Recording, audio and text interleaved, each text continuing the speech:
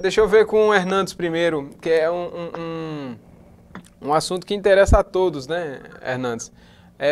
Trata-se de fé e ciência.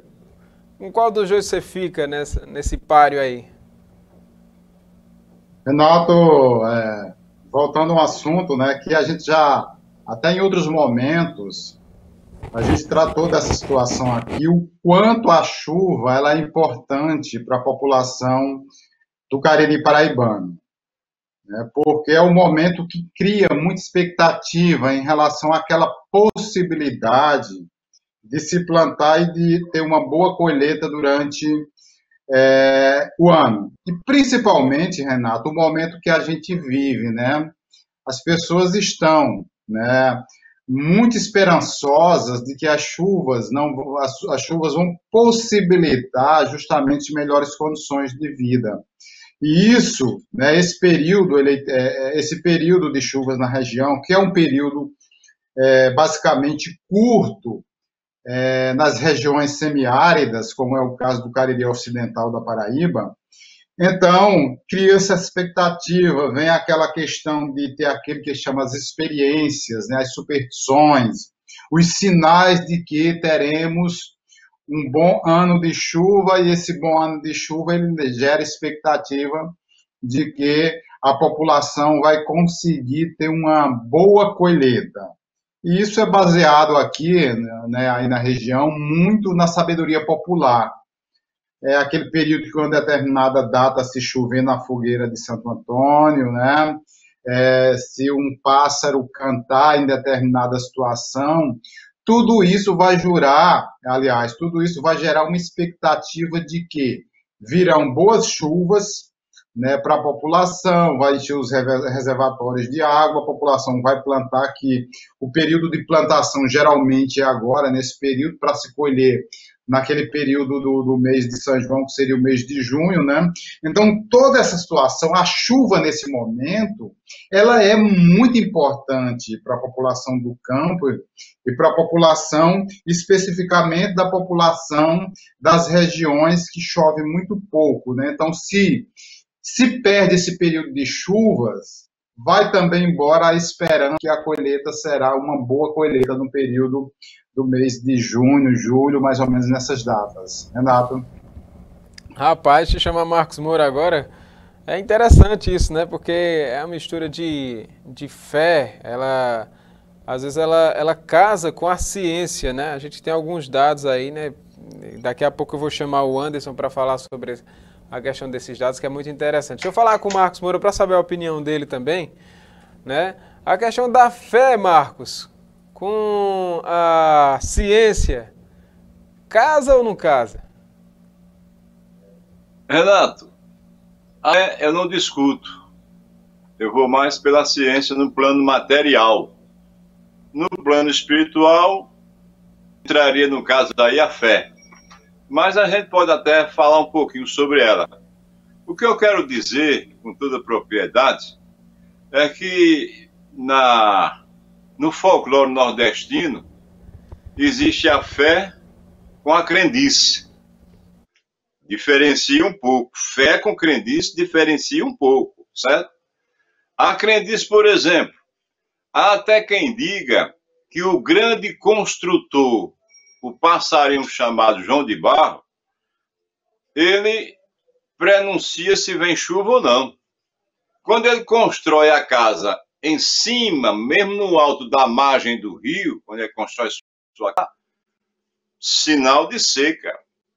Aliás, sinal de chuva. Quando ele constrói embaixo, na margem, rente ao leito do rio, né? Então existe a expectativa de chuva. São muitos os fenômenos que o nordestino ele usa como exemplo. Agora mesmo foi citado na reportagem a questão do 19 de março, não é isso? São José. Fé também, né? O nordestino tem fé. Aquele romeiro que vai no caminhão para o Juazeiro pedir chuva, tem fé. Então a fé não se discute, né? Todos nós, de algum modo, temos fé. Agora, concernente à estiagem, que a gente poderia colocar como sinônimos de estiagem. Período prolongado, não é isso? Aí vem o quê? Vem pobreza e fome. Vem o surgimento do caminhão-pipa. E vem a indústria da seca, que é secular. Alguém vai ganhar na indústria da seca, né? Alguém vai ganhar vendendo água. E alguém deve lutar para conseguir fazer campanhas e mais campanhas para conseguir alimentos da pobreza. Então, ela traz uma série de transtornos, principalmente na vida do nordestino. Só que esse ano está diferente, que ainda tem também uma crendice popular que diz assim: em ano ímpar, ruim de chuva. Ano par, bom de chuva. É crendice popular. Esse no Brasil não só é Pernambuco, não só é Alagoas, não só é Paraíba, o Rio Grande do Norte. Não. São todos, quase todos os estados da federação que estão com níveis pluviométricos lá embaixo. Não está chovendo. Nós tivemos casos isolados aí, passageiros em São Paulo, em Minas Gerais, uma parte do Rio de Janeiro. Mas eu quero que vocês me mostrem onde está chovendo nesse país regularmente dentro do período de chuvas. Todo o país está passando por esse momento de estiagem. Notadamente que a gente tem que esperar um pouquinho, ter paciência, para que o quadro mude em termos dessa temperatura, em termos de outras previsões que a própria ANA anuncia já para o mês de abril. Em se chovendo agora, 19 de março por dianquinho, teremos uma boa colheita no mês de junho, como o nordestino realmente acredita. Mas eu já deixo o aconselhamento que as autoridades já procurem se prevenir em termos de ajudar o agricultor, esse homem que é sofrido, né? Que se não fosse ele, não chegaria o alimento em nossas mesas, em nossas residências, para ajudá-lo. Não só no seguro-safra, porque o seguro-safra já está dizendo o que é. O que é o seguro?